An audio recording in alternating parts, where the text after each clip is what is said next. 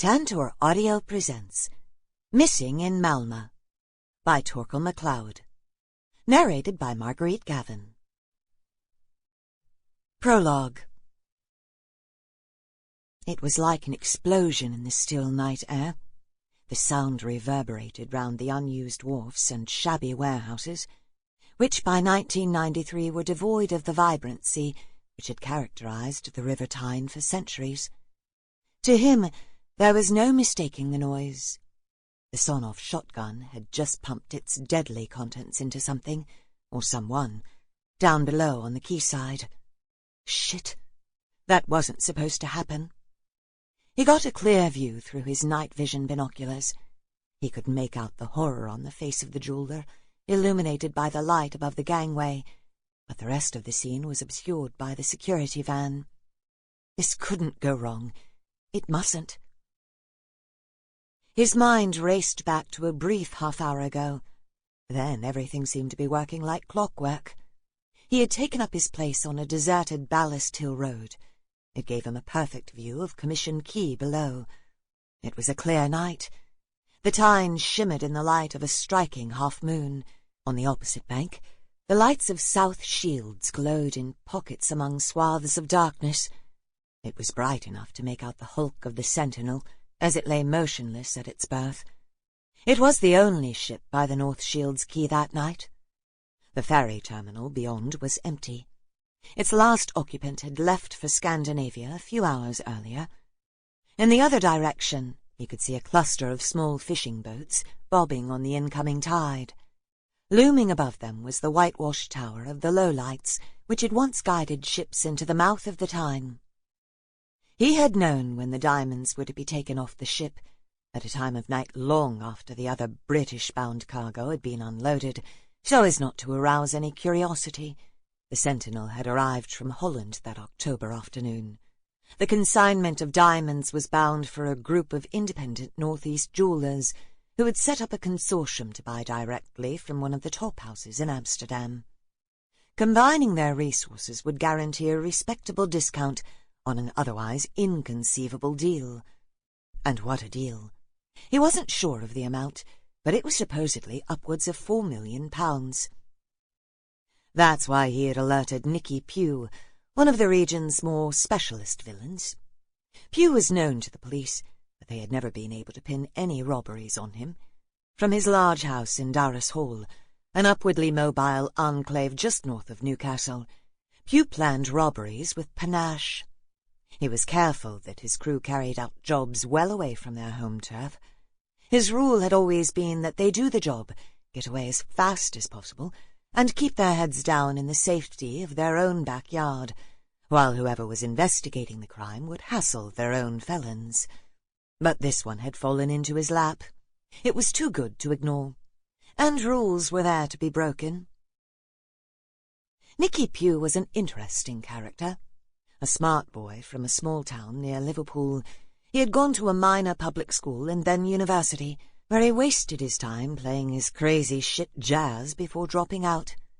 He could have turned his hand to anything, but crime, which he carried out with aplomb, was his chosen route to riches. Even the cops had a grudging admiration for him.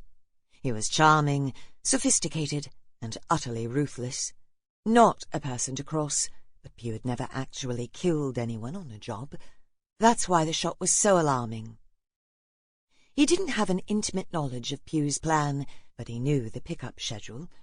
2 customs officers had arrived at 10 and gone on board. Shortly afterwards, a white Mercedes belonging to the Newcastle jeweller, Quentin Myers, the consortium's contact, pulled up close to the gangway. This was followed by an immersion security services van with a driver and 2 guards. The driver stayed in the van while all the others went on to the Sentinel. The police had been informed out of courtesy, but had not been asked to supply any support. This was a private business transaction. The handover was to take place on the vessel. He assumed that Pugh and his gang wouldn't carry out the robbery on the ship itself.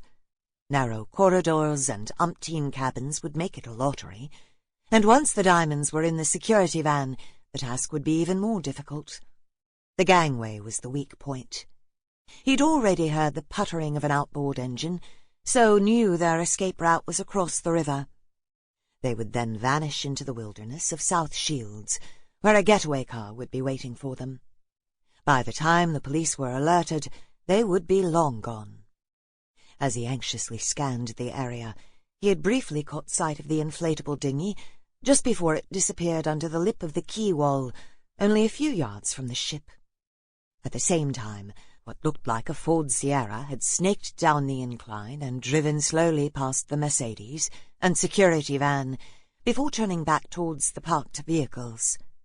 Then he had heard voices and turned his glasses onto the gangway.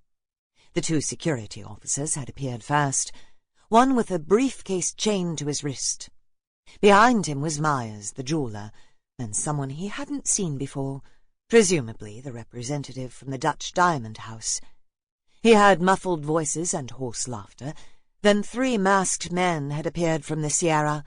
One had a shotgun. He knew that would be Pugh. He couldn't see what happened next because of the van. Then came the explosive shot. His mind raced, and he steeled himself to stay calm. Then he got the hell out. Chapter 1.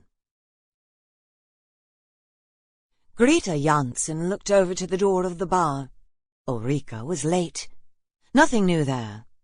Greta hadn't seen Ulrika since she had fled Uppsala, and now she wanted to put her old university friend straight about what had happened. Ulrika was down in Malmö for a meeting, and was fitting in a drink before she took a late flight back up to Stockholm. Greta twirled her glass of Chardonnay. The light liquid lapped against the side before settling down. This evening was important to her. It would be the first chance she had had to explain what she had done and, more importantly, why she had come south to restart her life. 2012 had been a bad year. The sooner she put it behind her, the better. At first, the situation she had found herself in had become irritating, then more alarming.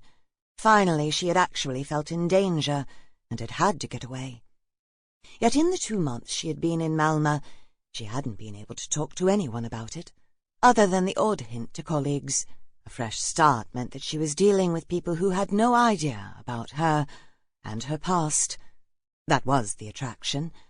They treated her on a blissfully superficial level because they weren't encumbered with the knowledge of the emotional baggage that she carried around with her every day. Yet the disadvantage was that she had no outlets for the feelings that she couldn't escape from, however hard she tried. Hence her delight when Ulrika called and said she was making a flying visit to Malmö, and could they hook up when her meeting was finished? Ulrika knew the background, and the man that was at the epicenter of her problems. She would understand and sympathize, and hopefully Ulrika would endorse her decision to escape. The thought made her feel better. She was more relaxed than she had been for some time. She hadn't even minded being chatted up by the young barman. The place was filling up. Young professionals celebrating the end of the working week. A noisy group of men were laughing at one of their number, the joker. Her own life had been laughter-free for quite a while, but she liked her new colleagues at Kungskollen, one of the city's secondary schools. The teaching was tough, as most of the kids didn't understand why they had to learn English, when many of them were struggling to get grips with Swedish, the language of their newly adopted country. Not many of them would end up like the executives who were buying their expensive drinks in this Lilla Toria bar. Greta wasn't sure what a modern Sweden had to offer her students. They were mistrusted, misunderstood. Certainly they were a challenge, but one that she was starting to enjoy in a rather masochistic way. The group of young men spilled out onto Lilla Toria, Malmö's trendiest square, and gathered round a couple of the tables.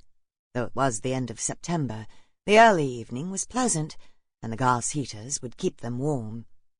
Still no sign of her friend. Greta suddenly became aware of her mobile phone buzzing. She opened her bag and took it out.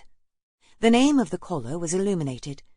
She tensed and stared at the screen for a few moments as the mobile continued to vibrate in her hand. Then she cut the connection.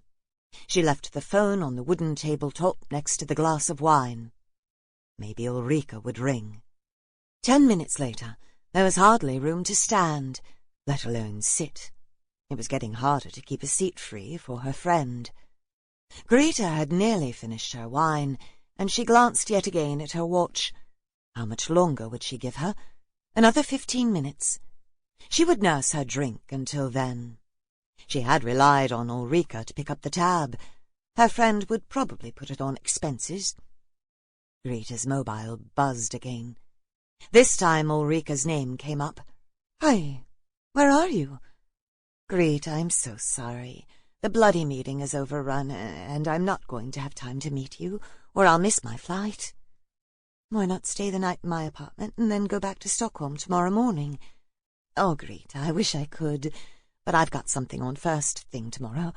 I really wanted to see you and find out why you suddenly disappeared. I really can't explain it over the phone." Ulrika said she understood, and that they'd have to catch up another time. Then she rang off. Greta felt a sudden surge of disappointment engulf her. Tonight was going to be a release, a safety valve for her pent-up frustrations and disoriented emotions. She'd even made the effort to look smart, because she knew that Ulrika, now a successful businesswoman, would be immaculately turned out. As it was, it looked like it was going to be another early night. Then she heard a voice. "Why don't I get you another one?" Chapter 2. Fridolf's Cafe. Graham Todd bit into his cinnamon bun. This was so exciting. This was where Kurt Wallander came to get his pastries and cups of coffee, a place to give him sustenance when faced with yet another baffling, usually gruesome case. All right, he was a fictional character. Graham knew that. But Henning Mankell must have come here himself so he could situate his famous detective in real places. From his table, Todd surveyed the overcast early October scene through the large picture window. This was his first visit to the country, and Ystad was living up to all his expectations of a Swedish town. The first thing he'd done after leaving his train, hurrying along the seemingly endless platform and plunging into the bustling square, was to get a Wallander Trail leaflet from the Tourist Information Office.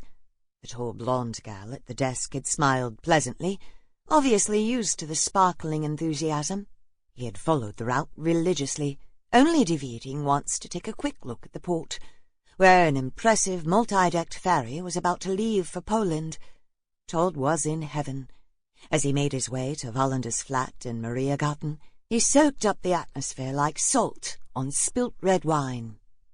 The town's quaint and colourful cottages nestled happily alongside modern structures, the latter not detracting from the pleasing aesthetics. Many of the streets were cobbled and had narrow pavements, and in some of the shop doorways candles spluttered, brightening the gloom. Though not much interested in architecture, Todd couldn't help but admire the Gothic Hansa Sancta Maria Kyrka, where Kurt had married Mona, and the neoclassical theatre with its pale yellow columns and dark maroon panels and pediments. But the highlight of the tour had to be the elegant Hotel Continental, where Wallander had gone when he had occasion to celebrate. The patient receptionist, used to the constant procession of Wallander addicts wandering into the foyer, had been more than happy to take his photograph, while giving him a potted history of the hotel, apparently one of Sweden's oldest, opened in 1829. Moreover, she didn't even show any outward disappointment when he failed to go into the restaurant, leaving after his coffee. She simply inhaled slowly and promised herself yet again that she must get round to reading one of the bloody books. It was the real, recognizable locations that fascinated Todd about the Wallander stories. He remembered his wife, Jennifer, dragging him off for a holiday in Dorset once to follow Thomas Hardy's novels. He'd never really liked Hardy. Tess of the D'Urbervilles had been enough for him, too much fatalism. Yet visiting the locations which Hardy had used had inspired him to read more. Now he was experiencing Kurt Wallander's world. Possibly not on the same plane as Hardy's, he had to admit, but he was comfortable with it. Todd took a sip of his coffee. He winced slightly. It was strong. The coffee at the hotel, too, had been more robust than he was used to at home. Maybe it was a Swedish thing. The bun was tasty. He wiped away a crumb from his lip. He wasn't really that hungry, even though this was the first food he had had since an early breakfast that morning. The excitement of going round the Volander sites had banished the nervousness he now felt. It wouldn't be long now. He wasn't sure how it was going to play out. The main reason he was sitting in this little cafe in a small town in the south of Sweden was the result of his own Volander-like investigations. He had dug for information just as diligently as any detective. It had produced a cast of characters, involved interviewing many of them, and had eventually led to the person he was after. What had pleased him most was that he had succeeded where others, with infinitely superior resources, had failed. He couldn't help a smug smile. He toyed with the remains of his bun. He realized he couldn't finish it. In the next hour, he would meet someone who was going to change his life. All the skills he had learned over the years, all the grafting and hours of mind-numbing research, the wasted leads, the paltry successes, were now invested in this one moment. Everything that had gone before would mean nothing. This was the jackpot. He had better not blow it. He took another sip of his coffee.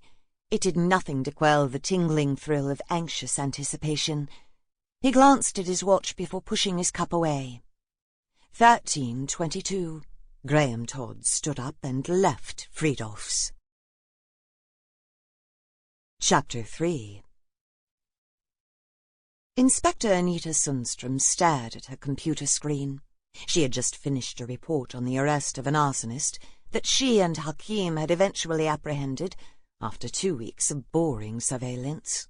They had caught the culprit red-handed as he was in the process of starting a potential conflagration at the site of a factory unit on the outskirts of Malmö. They had enough evidence for a conviction. Whether he would do much time inside was another matter, but that, she thought with a sigh, was the Swedish justice system. She glanced across the compact office where Hakim was squeezed in behind his desk. Though the office was modern, this wasn't designed for 2 members of staff. The young police trainee didn't bother to stifle a yawn.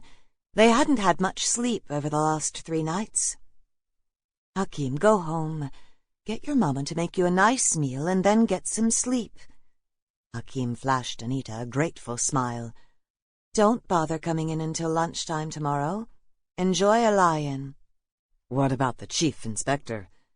Khalid Hakim Mirza knew Chief Inspector Mulberry's notorious temper only too well, having now been attached to the Skåne County Criminal Investigation Squad for over a year. The chief inspector wasn't the most tolerant or understanding of bosses. She peered over the top of her spectacles. "Don't worry about him. Now go." The tall, thin, swarthy young man with jet-black hair quickly extricated himself from behind his desk. He turned his engaging smile on again as he left. She knew she would miss him dreadfully when he moved on at Christmas. At first, she had resented having Hakim dumped on her, but it hadn't taken her long to become fond of him. It hadn't been easy for him, coming from a Muslim immigrant background. It was bad enough coping with the inbuilt prejudices of some of his colleagues, without having to deal with the friction his chosen profession caused among many of his peers, who were jobless, angry and resentful at the way modern Sweden regarded and treated them. She also had a special bond with Hakim. He had saved her life, and she his. Christmas would also see the retirement of Detective Henrik Nordland. That would be a wrench too, as Nordland had been her unofficial mentor over the years. He had been the sane voice in many a mad moment. The one person in the criminal investigation squad she could turn to when things got rough. He was always there to advise her, and he had been the only member of the force to visit her when she had been suspended following the shooting incident on top of Malmö's tallest building, the Turning Torso. She had become the unofficial scapegoat. Since then, she had rehabilitated both herself and her reputation by helping to clear up a number of murders connected to a right-wing group of businessmen in the Wallstead case, as well as another homicide linked to a series of art thefts. But even after these successes, it didn't mean it was all plain sailing. She still had to deal with chauvinist colleagues who found it difficult to come to terms with women working on the same level as them. Near the top of the list was Chief Inspector Eric Mowbray. Mowbray was a huge man. That was the politest way to describe a seriously overweight officer whose answer to any crisis seemed to be to eat more, throw in an explosive temperament, and an appalling attitude to the opposite sex, whether they were colleagues or not, and you could understand why he'd had 2 failed marriages, and his third was hanging by a thread. Unsurprisingly, he had no idea how to treat his female inspectors. At 44, Anita was still lively and attractive, and that seemed to obscure Mowbray's view of her as a competent detective. But he was no fool. He had never tried to take advantage of his position in any sexual way. That role was taken up by the reptilian Carl Westermarck, Anita's bête noire. Though a few years younger, Westermarck, handsome in a stereotypically blonde, square-jawed way, didn't know whether his feelings towards Anita were those of loathing or lust. In fact, he experienced both. He saw her as his main rival in the team, and had done everything he could to denigrate her in Mowbray's eyes, yet still he couldn't help thinking with his balls. To Westermarck, any woman under a certain age was fair game, and it rankled that Anita had failed to succumb to what he thought were his obvious charms. Westermarck had even resorted to trying to blackmail her into having sex with him. After that strategy had failed, his hold over her loosened dramatically when suspicion fell on him for tipping off the wealthy industrialist Dag Wallstad, who had managed to evade justice by a matter of hours. Nothing could be proved, but he knew that Anita had suspected him, and that was enough to keep him at bay, a seething resentment never far from the surface. Except when he had drunkenly put his hand up her skirt at last year's police Christmas party, he wouldn't do that again. Anita sighed and shut down her computer. She picked up the paper coffee cup on her desk and dropped it into the bin. Time to go home and open a bottle of red wine. Would Lasse be there when she got in? Would he have something for her to eat, or would she have to cook again tonight? She glanced at her son's photo next to the computer. He had his father's smile. But until last summer, he had been the antithesis of Bjorn. Lasse was only 10 when Bjorn left. Anita's almost overwhelming love for him had intensified when, even at that young age, he had shouldered his responsibilities and tried to take on some of his father's role. The inevitable split had been caused by Anita's academic husband's extracurricular activities with a string of female students.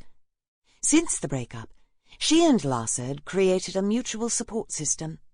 They had done everything together, from going to cheer on their beloved Malmö FF to holidays in Spain. Lasse himself had actually organized the last couple of foreign trips.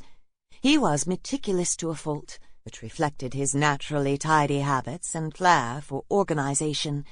Domestically, Anita was chaotic, and her handbag had always been a standing joke between them. He called it her black hole, as she could never find anything once it had disappeared inside. But the most important aspect of their relationship, as far as Anita was concerned, was that they could always talk. They had no secrets. After a bad day at the office, she would come back to their apartment in Roskildewagen, and he would be a sympathetic ear. When Lasse had left home for university 2 years ago, she had been distraught. It was like losing a limb. Then he had found his first serious girlfriend. The awful Rebecca, as Anita came to think of her, was a selfish little piece, and seemed to enjoy driving a wedge between mother and son. And, heartbreakingly, Lasse was too smitten to see that they were drifting apart. Young love truly is blind. In her more rational moments, Anita knew perfectly well that it was pure jealousy on her part. Then, at the end of last summer, Lasse was dumped. Anita's initial jubilation was tempered by the obvious hurt her son was suffering. She knew only too well how difficult it is to cope with rejection. The unfortunate side effect of his emotional angst was that Lasse refused to go back to university. Rebecca was there. Anita suggested he move somewhere else. He wasn't interested. In fact, he wasn't interested in anything at all, and just moped around the apartment doing nothing and getting under Anita's feet. After a while, her maternalistic understanding began to melt away as his behaviour started to irritate her. He no longer helped with the chores and left everywhere a mess. This was a boy whose tidiness had often put his mother's to shame. Anita stood up. She was tired. It was getting dark outside. Winter wasn't far away. She gazed out of her office window over the park across the road from the police house. The large police headquarters building, with its functionalist design and myriad windows, looked out onto Malmö's central canal on one side and Rådhusparken on the other. The park was a good place to sit and relax on a warm summer's day. Beyond the park she could see lights starting to glow in the buildings on the other side of the wide, tree-lined Kungsgatan. As she stood back, she suddenly glimpsed her reflection in the glass. She stopped and stared at a face she hardly recognized. She felt she had aged in the last 2 years. Wrinkles were starting to appear around her eyes, noticeable despite the black frame of her glasses. Her blonde hair was short and seemed to accentuate her features. Maybe she should start to grow it again, or was she now too old? Little bulges were now evident above the belt of her jeans.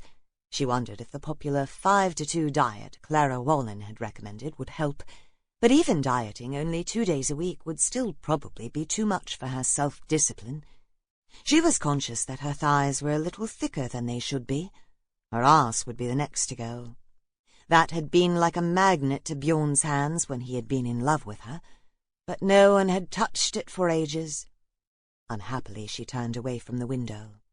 The beauty she had taken for granted was now starting to desert her, and her self-esteem was eroding. She hadn't had sex for what seemed like years. It was partly her own fault. She was in love with a man that she couldn't have any kind of physical relationship with. She had put him in prison. Bloody Unstracken. He was the man she had saved at the top of the turning torso when she shot film director Mick Roslin. And, as she later discovered, Mick was innocent. It was Ewan who had murdered Roslin's wife. She still went cold whenever she thought back to that scene in the restaurant when Ewan had confessed. But by then she had fallen for him, and it was only her professional pride, stronger than she'd ever suspected, which resulted in Strachan being incarcerated in Malmö's Kirseberg prison. It was a ludicrous situation. The relationship had no future.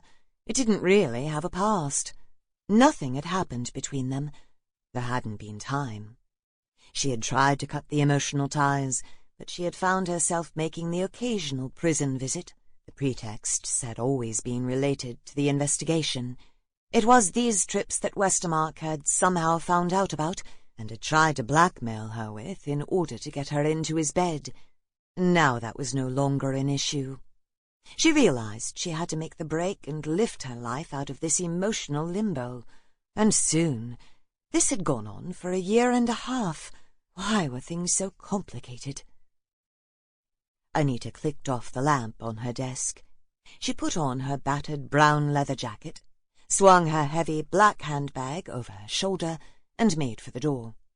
Then the phone made her jump. She stared at it and let it ring. She hadn't the energy to answer it. It was too late. Then weary instinct took over, and she picked up the receiver. Anita Sundstrom. Clara here. It was Clara Wallen, the other woman detective on their team. Anita gave an internal sigh. Clara probably wanted to go out for a drink and discuss her domestic problems. Anita wasn't in the mood. I've got this woman on the line. She's calling from England, Clara explained. I think it's better if you speak to her, because my English isn't very good. Anita had spent 2 childhood years in northern England, as well as a year on secondment to the Metropolitan Police in London, so anything that came up which involved speaking English, she was expected to handle. That's how she had ended up meeting Ewan Strachan. Now she reluctantly agreed to take the call. She waited for the woman to be put through. Hello. "This is Inspector Anita Sundstrom speaking," she said in her near-perfect Sample complete. Ready to continue?